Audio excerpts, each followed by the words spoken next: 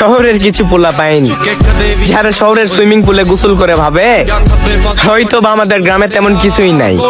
তাহলে আমি তাদেরকেই বলছি ভাইয়া, চার দেওয়ালের মাঝে ঘোরাঘুরি বাদ দিয়ে একদিন সময় পাইলে আমাদের গ্রামে আসে একদিন দ্বীপে গোসল করে যাইও।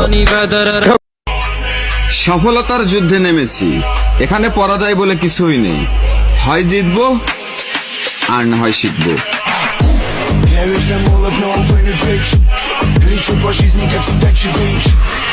দেখুন শয়তানে কিভাবে লারে।